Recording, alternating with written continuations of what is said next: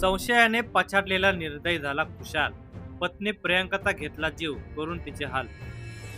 प्रियंका 12 वर्षाची असताना पितृप्रेमाला पारखी झाली होती. सन 2011 मध्ये तिच्या वडिलांचे निधन झाले होते. तिची आई सुनंदा बाविस्कर, तिने 2 मुली आणि 1 मुलगा अशा तिघांचे पालन पोषण केले. मोठी मुलगी प्रियंका 6 वर्षांनी लग्नयोग्य झाली. तिची आई सुनंदा, तिने तिचे लग्न करण्याचे निश्चित केले.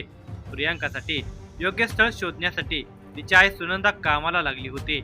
दरम्यान छत्रपती संभाजीनगर जिल्ह्याच्या सोयगाव तालुक्यातील निंबोरा येथील खुशाल दगा भदाने या बांधकावर मिस्त्री काम करणाऱ्या तरुणाचे स्थळ तिला योग्य वाटले.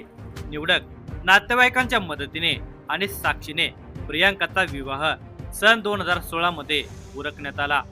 लग्नानंतर प्रियंका सासरी छत्रपती संभाजीनगर जिल्ह्यातील निंबोरा येथे एकत्र परिवारात राहण्यास आली.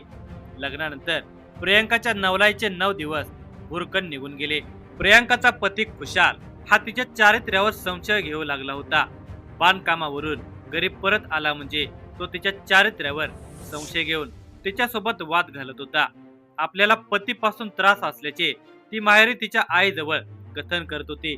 मात्र मुलबाळ झाले म्हणजे सर्व काही ठीक होईल असे तिला तिची आई सांगत होती आणि तिची समजूत घालत होती. दरम्यानच्या कालावधीमध्ये प्रियंका आणि खुशाल यांच्या संसार वेलीवर 2 पुत्र रूपी मुलांचे आगमन झाले. वेदांत आणि यश अशी त्या मुलांची नावे ठेवण्यात आली. बघता बघता वेदांत 7 आणि यश 4 वर्षांचा झाला. 2 सोन्यासारखी मुले झाल्यानंतरही अधूनमधून खुशालचे प्रियंकाच्या चारित्र्यावर संशय घेत तिच्यासोबत वाद घालण्याचे प्रकार सुरूच असल्यामुळे ती वैतागलेली होती. दोघांच्या संसाराला 4 वर्षांचा कालावधी लोटला होता.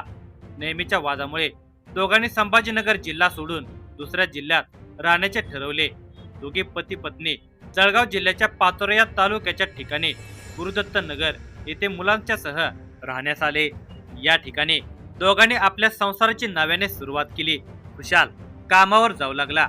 मात्र काही दिवसांनी पुन्हा तोच प्रकार सुरू झाला. पाचोरा येथे खुशाल हा पत्नी प्रियंकाच्या चारित्र्यावर संशय घेत तिच्यासोबत वाद घालू लागला. तिने हा प्रकार तिच्या आईजवळ कथन केला. मुलीच्या समाधानासाठी आणि जावयाच्या विचारात काहीतरी बदल व्हावा या हेतूने प्रियंकाला तिच्या आईने तिच्या जवळ चाळीसगाव तालुक्यातील टाकळी येथे आणले. आता प्रियंका तिच्या आईजवळ टाकळी येथे राहण्यास आली. दरम्यान 6 महिन्यापूर्वी खुशाल याची जळगाव येथे महिला दक्षता समितीकडे लेखी तक्रार दिली. या तक्रारीच्या अनुषंगाने खुशाल हा 1 वेळा महिला दक्षता समितीच्या समक्ष हजेरी लावण्यास आला. एवढेच झाले तरीही प्रियंकाने आपल्या पतीकडे जाऊन संसार करावा आणि दोघांनी सुखाने नांदावे अशी भूमिका तिच्या आईने घेतली. आपल्या मुलीचा संसार सुखाचा व्हावा एवढीच माफक अपेक्षा तिची आई सुनंदा बाविस्कर मनाशी बाळगून होती. त्यासाठी तिने जावई खुशाल यास 4 समजूतदार नातेवाईकांच्या समक्ष बोलावून घेतले. जावई खुशालची समजूत घालून प्रियंकाला त्रास द्यायचा नाही या अटीवर त्याच्यासोबत पाठवण्यात आले.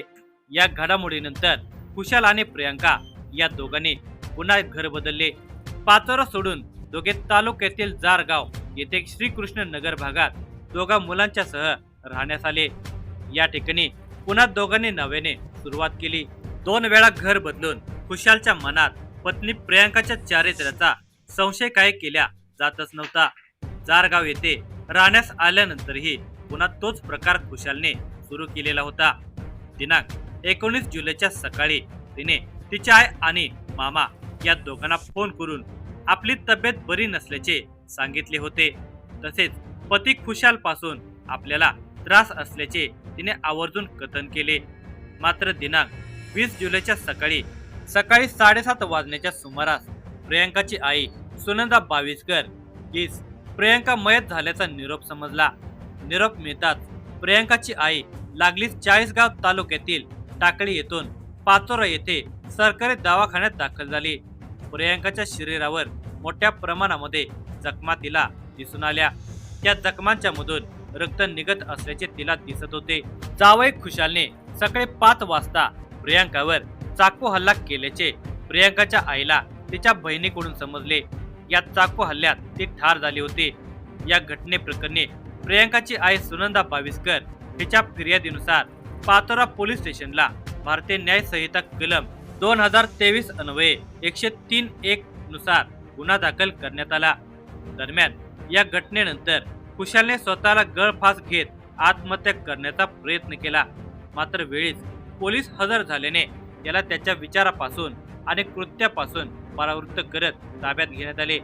या घटनेचा पुढील तपास पोलीस निरीक्षक राहुल कुमार पवार यांच्या मार्गदर्शनाखाली सहाय्यक पोलीस निरीक्षक संजय निकुंब यांच्यासह फौजदार कैलास ठाकूर, कृष्णा घायाळ, सहाय्यक फौजदार Ranjit Patil, police head constable Rahul Shimpe, police constable Yogesh Patil आदी करत आहेत।